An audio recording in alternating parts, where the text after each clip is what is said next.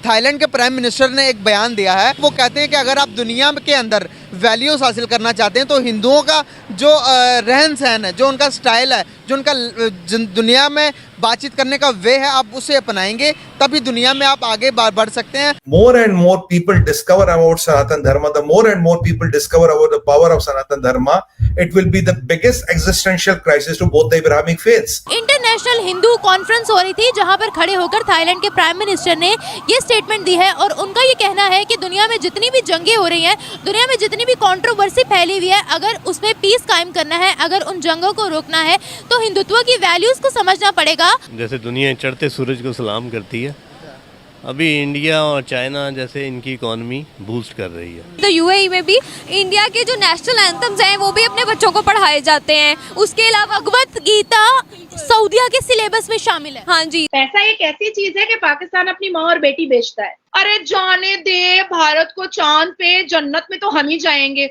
My God, नंगा करके ना पिछाड़ में मारना चाहिए। इवन ये कि मेरा एक फ्रेंड था, वो जब दुबई गया था तो उसने वहाँ पर जाकर ये कहा कि मैं पाकिस्तान से नहीं हूँ, मैं तो इंडिया से आया हूँ, क्योंकि पाकिस्तानियों को रिस्पेक्ट ही नहीं दी जाती है। हम लोगों ने अपनी रेपुटेशन ही ऐसी बना ली है। जो प्राइम मिनिस्टर ने जो बयान दिया, आपको नहीं लगता कहीं ना कहीं वो इस साइकिल में से गुजरा होगा? कहीं ना कहीं उसे हमारे जैसे बेईमान मुसलमान मिले होंगे जिसको देखने के बाद उसने कहा होगा कि भाई ये मुसलमान तो वादे करते हैं, वादा पूरा नहीं करते। कोई हमारे जैसा, मेरे जैसा कोई पाकिस्तानी मिला होगा जो जिसने उसके साथ बेईमानी की होगी।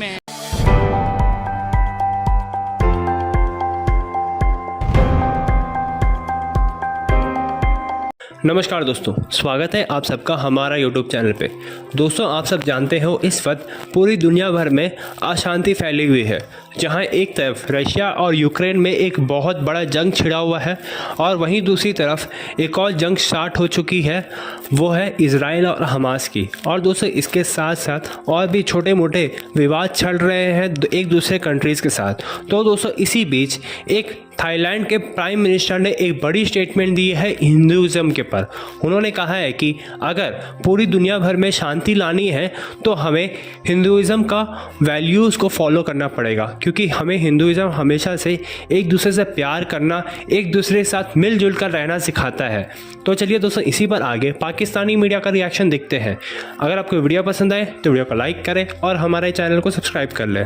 थाईलैंड के प्राइम मिनिस्टर ने एक बयान दिया है जो कि पूरी दुनिया के अंदर इस टाइम बहुत तेज़ी से वायरल हो रहा है। वो बयान ये है कि वो कहते हैं कि अगर आप दुनिया के अंदर वैल्यूज हासिल करना चाहते हैं तो हिंदुओं का जो रहन सहन है, जो उनका स्टाइल है, जो उनका दुनिया में बातचीत करने का वे है, आप उसे अपनाएंगे तभी दुनिया में आप आगे बढ़ सकते हैं, सुरखुरू हो सकते हैं। क्या कहना चाहेंगे? पहले वीडियो देख लें ताकि इनके भी जो जुबान से ये बात होगी ना, वो ज़्यादा बेटरली समझ आएगी। सो रिसेंटली थाईलैंड के जो प्राइम मिनिस्टर हैं, इनकी स्टेटमेंट थाईलैंड और इंडिया में हो चुकी है काफी वायरल। इन्होंने ये कहा है कि peace will be established in world only through Hindu values of life. अगर दुनिया में शांति स्थापित करनी है, क्योंकि अगेन ये एक बहुत ही इंपॉर्टेंट कंटेक्स्ट में बात कर रहे थे। आज के समय दुनिया भर में कॉन्फ्लिक्ट हो रही है, चाहे इजराइल हमास का इशू हो, यूक्रेन रशिया का इशू हो, अज़रबैजान अर्मेनिया का इशू हो। तो ऐसे टाइम में इन्होंने ये कहा है कि अगर पीस स्थापित करना है तो उसका रास्ता हिंदू वैल्यूज ऑफ लाइफ से ही निकलेगा। क्या कहना चाहेंगे? देखिए, मुझे जो नज़र आता है वो ये है कि जैसे दुनिया चढ़ते सूरज को सलाम करती है, अभी इंडिया और चाइना जैसे इनकी इकोनॉमी बूस्ट कर रही है। तो अब इस तरह के ममालिक जो छोटे हैं वो ज़रा अपनी को अट्रैक्शन के लिए भी ये कर सकते हैं। तो वैल्यूज़ हम 1000 साल तक उनके साथ रहे हैं, हमें पता है। बल्कि मैं खुद राजपूत हूँ। किसी वक्त हमारे भी बड़े हिंदू थे, तो अगर वैल्यूज़ ऐसी होती तो हम मुसलमान ना होते हमारे बड़े।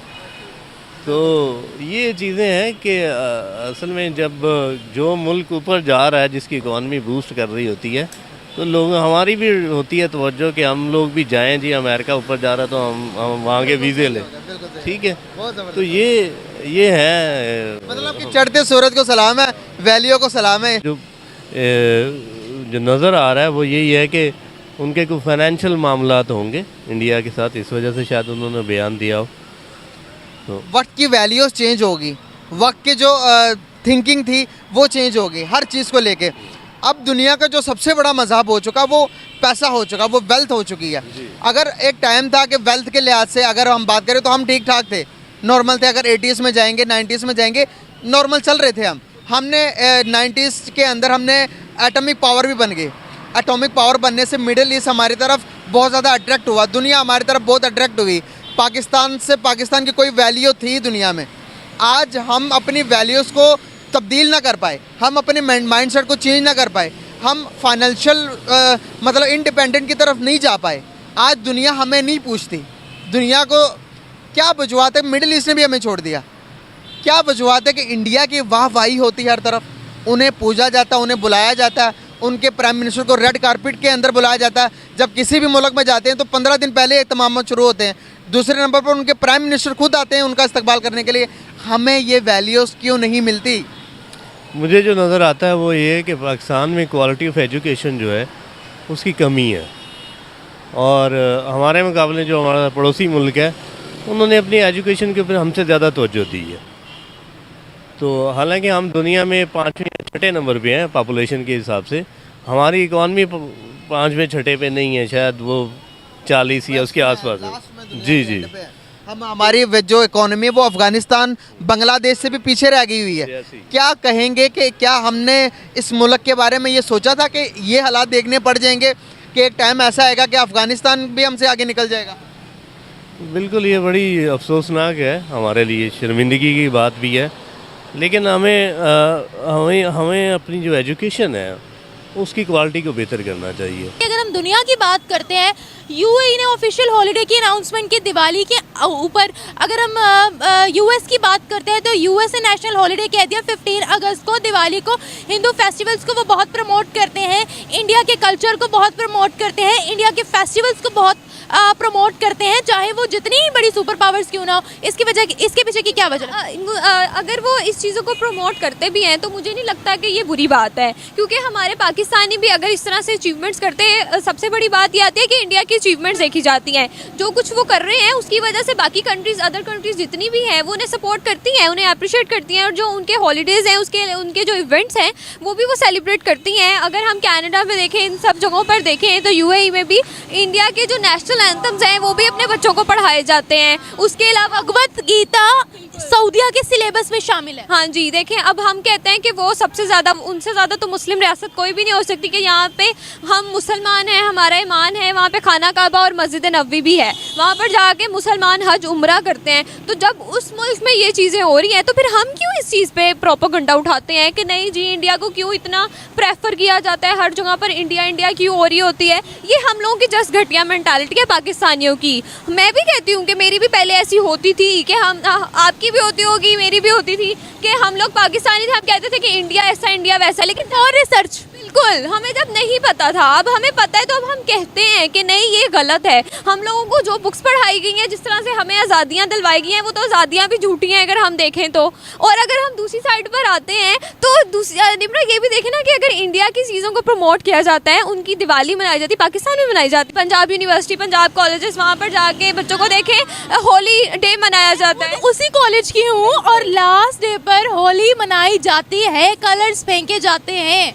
बिल्कुल, देखिए ना, अब आपने खुद भी बताया तो होली मनाई जाती है। उसके अलावा बॉलीवुड डे भी मनाया जाता है, और बॉलीवुड एक्टर्स की जो फिल्मी जिस तरह से उन्होंने अपने रोल्स प्ले किए हुए हैं, उस रोल को, उस एक्ट को अपना कर वो सारा डे मनाते हैं।